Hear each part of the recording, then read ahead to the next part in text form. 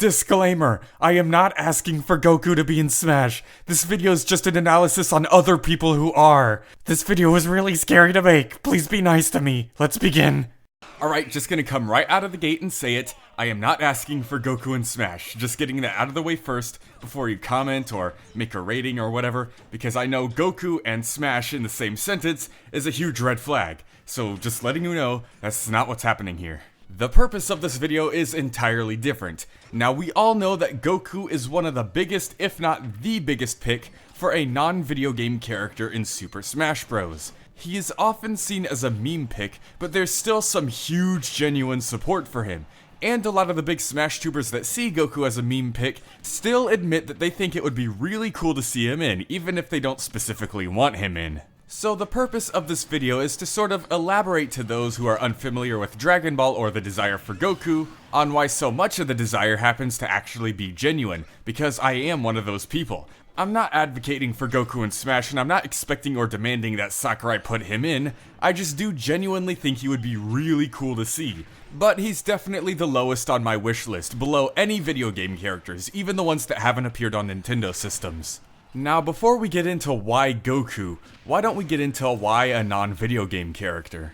And it simply comes down to Sakurai being inconsistent with the rules. He's constantly breaking fan rules and even breaking his own rules every now and then, like Ridley being too big. But I think we can all agree that the rule of no non-video game characters is a lot bigger and more well-defined than something as fixable as Ridley's size. However, a rule by any other name is still a rule, and Sakurai has broken plenty of rules. In fact, he even considered breaking the rule before making it in the first place. Back in the days of Melee, James Bond content was considered of all things. Not a character or anything, it was simply the motion sensor bomb's design being taken from GoldenEye, a James Bond title, but non-video game content is still non-video game content, and it would only be a matter of time before it spreads to other areas. Sakurai did speak about James Bond though, and didn't include him not because he was a non-video game character, but because of his choice in weaponry and legal issues involving the likenesses of the actors that play James Bond. And so for the people that want Goku, they're hoping the teeny tiny crack in the history of that rule will finally open up someday. Because it was never a no Goku rule, it was a no non-video game characters rule. So if Sakurai ever decides to break it, they know the first one he'll break it with is Goku. But why Goku? Yep, now we're on the question. Why Goku? Well, think about your most requested Smash character. There are plenty of reasons why you want them in. One of those reasons are, you just think they'd be cool in the game. Another reason could be, there are plenty of reasons that they should be in. But of course, your biggest reason will always be because of how much that character means to you. So what does Goku mean to people?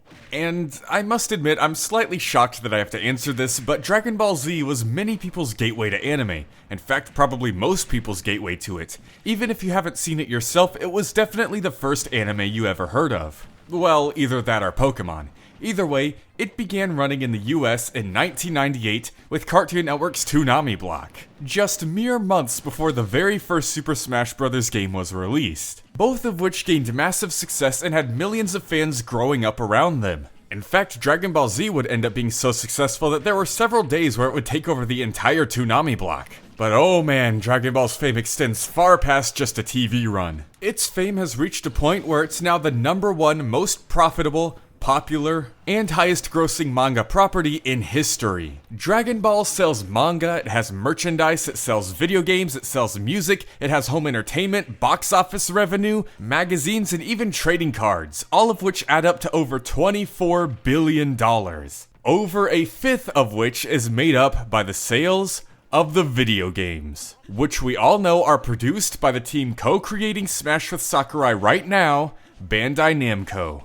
To put that success into more perspective, Dragon Ball is the 15th highest grossing and most successful media property of all time. It's more important than Transformers, Barbie, SpongeBob, The Simpsons, Looney Tunes, The Avengers, Superman, Sonic the Hedgehog, Minecraft, and James Bond. To many of the people who want Goku in, Dragon Ball is more than just a manga series to them. It's a titan that started with nothing that they grew up with the video games specifically being a huge part of that. Most people grew up with Dragon Ball and Super Smash Bros. At the same time, and both give them very similar feelings, because Super Smash Bros. Started from nothing as well. It barely made it out of Japan, and now it's the most profitable fighting game franchise as it just recently passed Tekken this year. There are some people who see Super Smash Bros. As just a celebration of Nintendo, and all these third-party characters just happen to be dropping by for nice little surprises.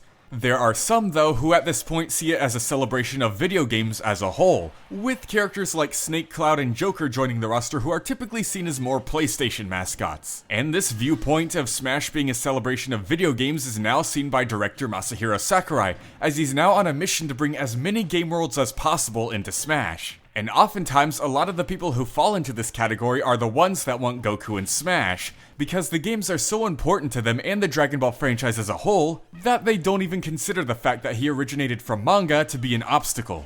So overall, the reason there are people who genuinely want Goku in Smash is simply because he's a character that means a lot to them, and he does have a really important history in video games despite his origins. So they're just sitting and waiting and hoping that someday Sakurai will finally break that last rule. You know what the funny thing is? Video games are actually more important to Dragon Ball than they are to Pokemon. Video games make up over 20% of Dragon Ball's revenue, while they barely even scratch 17% of Pokemon's. That's saying quite a lot when Pokemon actually is the #1 most profitable media franchise of all time.